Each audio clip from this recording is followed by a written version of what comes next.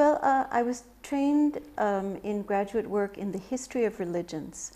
And my area that I teach in the United States is the religions of India.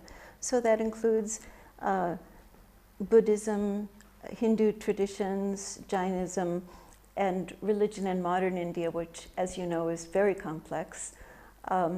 My area of expertise is the Ramayana tradition in India, and at present I'm beginning a new project which is about how the story of Rama and Sita is actually portrayed in regional performance traditions, like Yakshagana, Kattakutta, Kudiyatam, for example.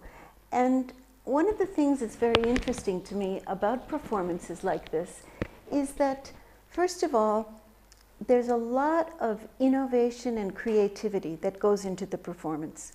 People might think there's Valmiki's Ramayana and that's it. But actually, in every region, there are different ways that the story has been told.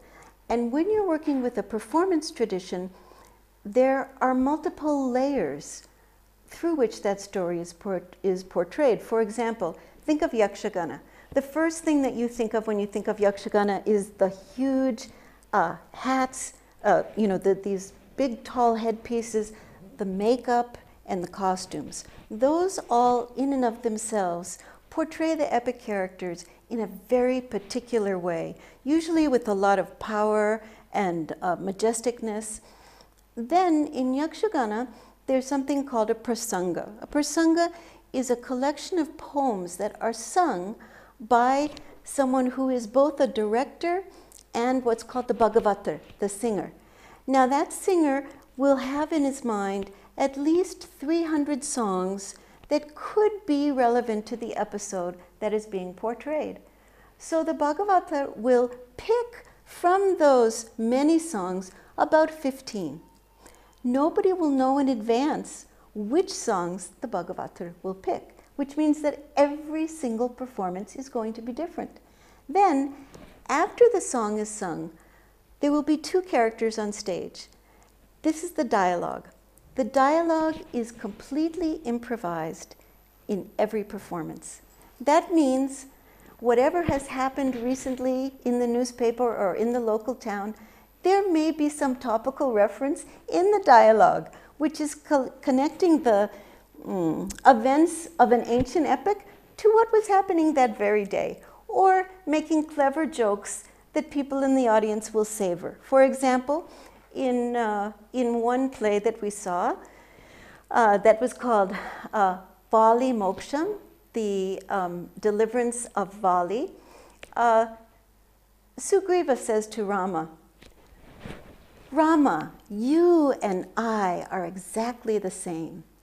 Both of us have lost our kingdom and our wife." Rama says, "No, we are not exactly the same. You lost your wife while you were present. I lost my wife while I was absent. And if I had been present, I would not have let Ravana take away my wife." So these are things that they come up with on the spot. They're kind of clever little witty sayings. They're not in any kind of written text.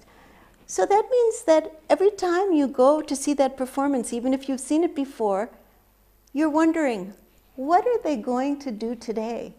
And that's why you can see it again and again. So there's the songs, and then there are these dialogues, and then there is mime. While the Bhagavatar is singing a song, the dancers will be dancing across the stage, and then the other thing is that there will always be a sense that the Bhagavatar will have to intuit when the dialogue is done and sing the next song. Or the people who are doing the dialogue will have to be ready to immediately go into the dialogue when the Bhagavatar singing is done. So it's a very kind of a subtle thing, almost like a jazz combo. And I find this really fascinating. People can say, you know, there are many Ramayanas. There's Valmiki's Ramayana, there's Tulsidas Ramayana. But what about there are many Yakshagana Ramayanas, even if it's the same troupe, depending on who the audience is, the actors will change the telling. So this is my current project. I'm very interested in it, and I think it has a lot to tell us about how performance can make us see different sides of the Ramayana characters. For example, in Yakshagana, it is the responsibility of the actor to justify or defend the actions of whatever character the actor is playing.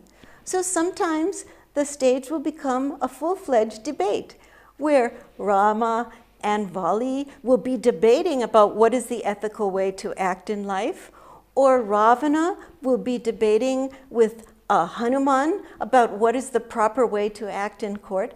And all this will be going on with a kind of a creativity that we don't usually see when people are repeating the words written in a script word for word.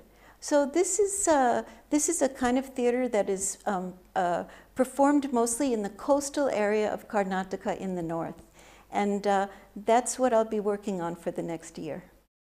Yes, tomorrow there's a panel called Unending Ramayanas, and that seems like a very appropriate title for a panel that they picked, and I intend to talk a little bit about this Yakshagana performance tradition.